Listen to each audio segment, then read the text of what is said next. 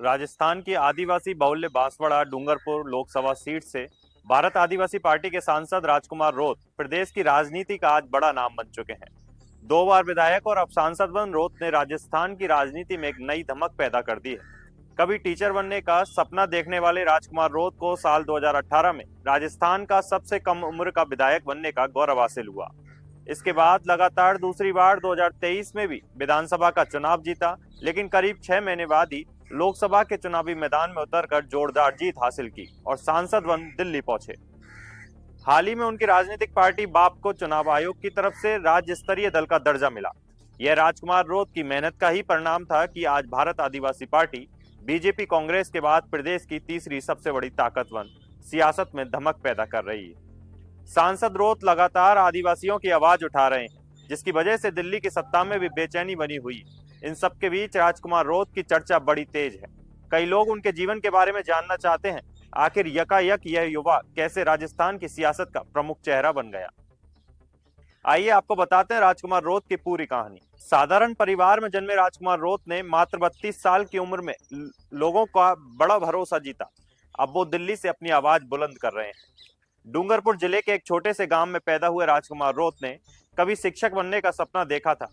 इस कारण उन्होंने बीएड की पढ़ाई भी की, लेकिन उनके भाग्य ने राजनीतिक जीवन में ऐसा करने की लकीर पहले ही खींच दी थी।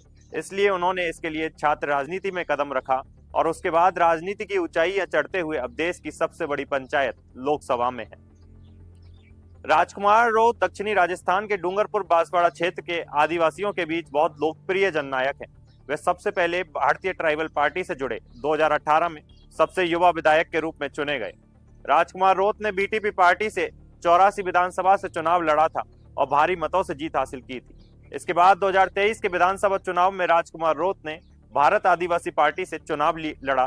करीब 70,000 मतों से दूसरी बार विजय पताका फहराने का काम किया। बताया जाता है कि राजकुमार रोत के सिर से पिता का साया बचपन में ही उठ गया था। ऐसे में उनका बचपन काफी तकलीफों में बीता। लोगों का दर्द उन्होंने बेहद करीब से देखा है। बचपन में ही राजकुमार रोत ने अपने आसपास पड़ोस के लोगों में जागरूकता लाना शुरू कर दिया था। अपने अधिकारों के लिए बोलना उन्हें सिखा दिया था। राजकुमार रोत ने अपनी बीए बीएड की शिक्षा डूंगरपुर कॉलेज से पूरी की। राजकुमार रोत डूंगरपुर कॉलेज के छात्र संगठन के अध्यक्ष भी रह चुके हैं। उनके संगठन का नाम भील प्रदेश विद्यार्थी मोर्चा है।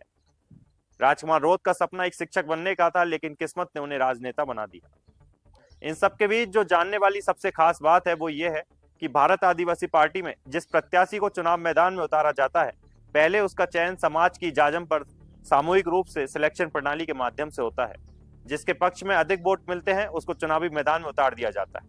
इसी प्रोसेस से राजकुमार रोत प्रत्याशी चुने गए थे और फिर लोगों के भरोसे पर खरे भी उतरे। पहले विधायक और अब सांसद बने। खैर जो भी हो, लेकिन यह कहना गलत नहीं होगा कि राजकुमार रोत के बिना अब राजस्थान की राजनीति की चर्चा कभी पूरी नहीं हो सकेगी।